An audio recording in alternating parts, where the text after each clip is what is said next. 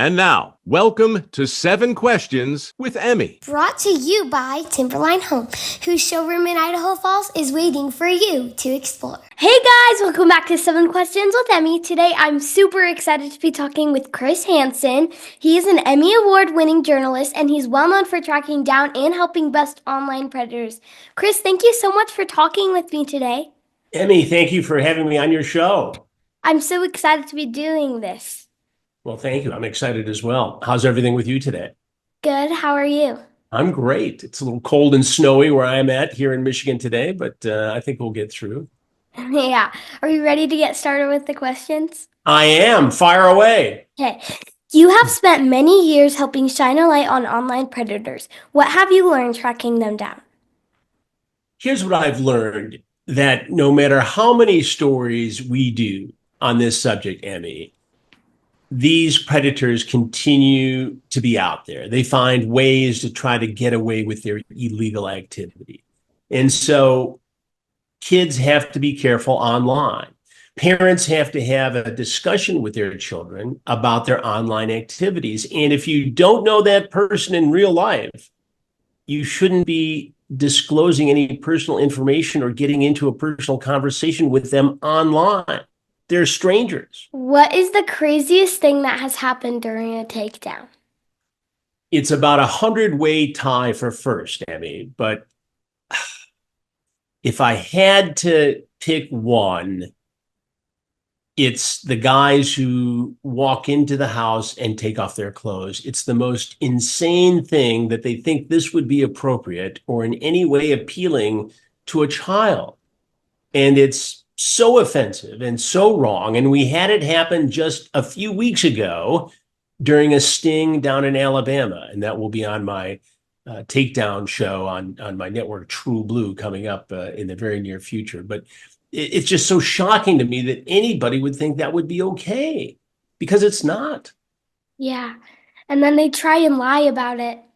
They do try to lie about it. You've seen the shows. And, I pretty much know the facts of the case before they walk in, because we have the transcripts of the chat from online. And they try to say that they were just there to protect the child, or just to chat with them, or keep them company until their parents got home. It goes on, but all of it is a big fat lie. Yeah. I don't think people would do that with their clothes off. It makes no sense why anyone would even want to do that.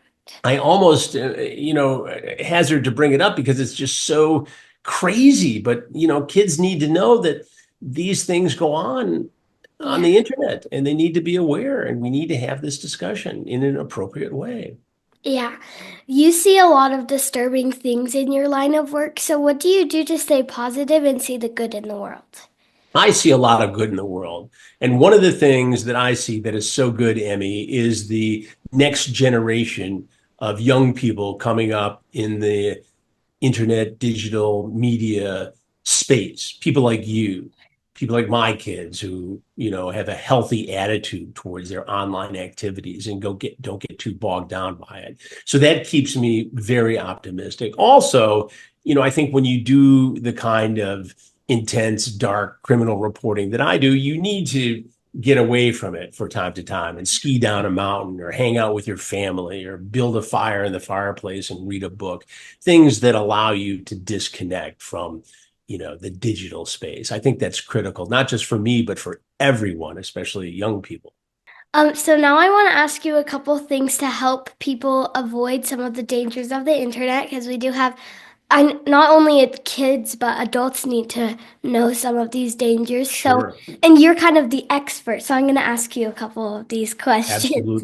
Absolutely. So, what should you do if someone online is making you feel uncomfortable? You should go to your parents immediately. And I know that sounds old-fashioned and, perhaps oversimplistic to people. And I always tell this story, Emmy, about a situation that I had many years ago in the early days of the predator investigations. I sat down with a group of a dozen middle schoolers, and I said to them, raise of hands, how many people have been approached online by an adult and it made them feel uncomfortable? Virtually every one of them, Emmy, raised their hands. And then I said, how many of you told your parents? And they looked down, they wouldn't look at me, they're kicking their feet together. Only a couple had told their parents. I said, why not? They said, we were afraid that they were going to take away our computers, phones, or internet access. And the lesson to me is that, the internet's not going away. Kids will always have access to it. It needs to be monitored, but you need to have a discussion with your children.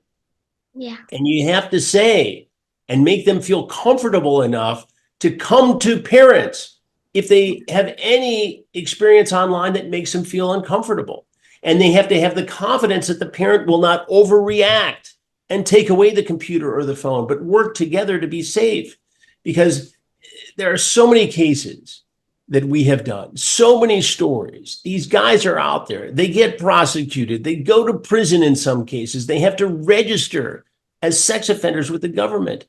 But this problem isn't going away. So the best defense, and I'm convinced of this, is the relationship between parents and their kids. And you have to continue this conversation about online safety, about sextortion, people from faraway lands pretending to be a kid your age and getting you to do things that might be inappropriate, but risky and exciting at the same time. And you got to know that not everybody out there is who they say they are. And it's really, really important to have this relationship. It's the most important thing. Yeah. What information would you say is safe to share online and what is not? I think that there is a lot of information kids take for granted, their location, their school, their activities. You shouldn't be sharing anything with somebody who's a stranger. There's a dramatic case I covered years ago, and I wrote about it in a book I wrote back around 2007, 2008, about a young woman who thought she was on a site for Christian kids, religious kids. And it ended up being a guy who was an adult who set this entire profile up to trick kids, and he ended up killing her. And she was a smart girl, lived in a rural area, was the daughter of a police officer. You would think that she would know all this stuff, and she did, but she was tricked.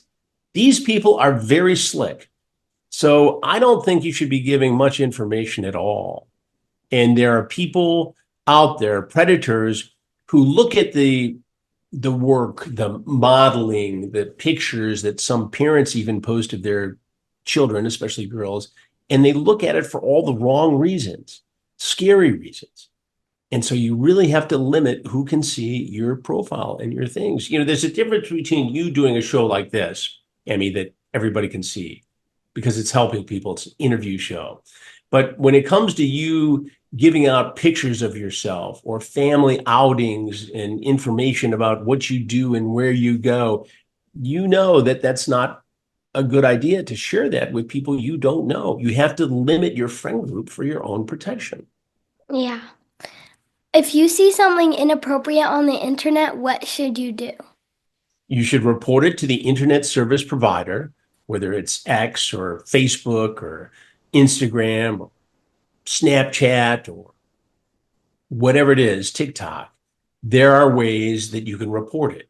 And you should always report it right away while it's fresh, while you know who it is, where it is. And then if it's serious enough, after telling your parents about it, your parents can make the decision as to whether or not it should be reported to your local law enforcement authorities, your local police department. Every police department, every sheriff's office, every federal law enforcement agency in America has a section that deals with not only crimes against children, but internet crimes. Whether it's financial or anything else, it needs to be reported because law enforcement takes this sort of thing seriously and they will act. Yeah.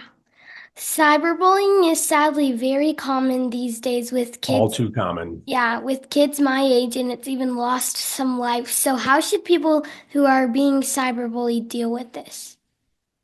Disconnect. Those people who are bullying you live in a pretend world, Emmy.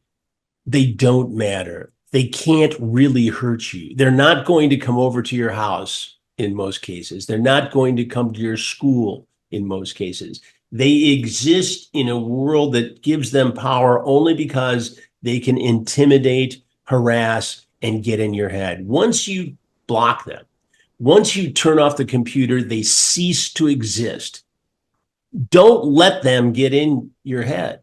Don't let them get into your emotions. Once you shut them out, they're gone, and they're gone forever. And nobody, not your parents, not your friends, not your siblings, nobody cares what they say, do, or think. They are gone. Don't let them into your life. So I have a couple bonus questions for you that are a little more happy and fun, I guess. All right. About I like that. you. So, okay. Have you ever been to Idaho and tried our famous potatoes? Yes, I have. I have been to Idaho. It's been many years, but it's a beautiful state. I've skied there, and I've done some interviews there, and I've traversed the state. It's wonderful. I've not only tried your potatoes, but I've had your trout and some of your other local favorites. Have you done a takedown here? I have not, but I'm working on it. So I'll let you know. I'll let you know, and I'll let your folks know before anybody else.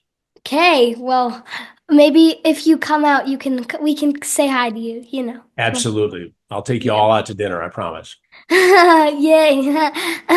So you and your wife Gabrielle went on the crime cruise with my parents. So what is your dream vacation? You know, I think I have two. I think I have a warm weather dream vacation that's, on one of the Caribbean islands, whether it's Anguilla or St. Barts or something like that. Then I have a winter vacation that I'd like to do, a ski vacation in Austria or Switzerland or France, something like that. Maybe right at the border of France and Italy. So you can ski in one country one day and another country another day. I think that would be very cool. That would be cool. So what advice do you have for me or my viewers? Whether it's like, staying online or just in general. Don't let it take over your life. It's like anything else. There's an addictive quality to it. There just is. And don't be so dependent upon the internet world, the digital world, to soothe your ego, to make you feel good, to make you feel worthy. You're worthy all on your own, with what you do, the deeds you do, the show you do, the relationship with your parents, your siblings. Don't be so caught up in the fact that you need approval from anybody online, because you don't. Because all the approval you need is with you spiritually and intellectually in the confines of your own home.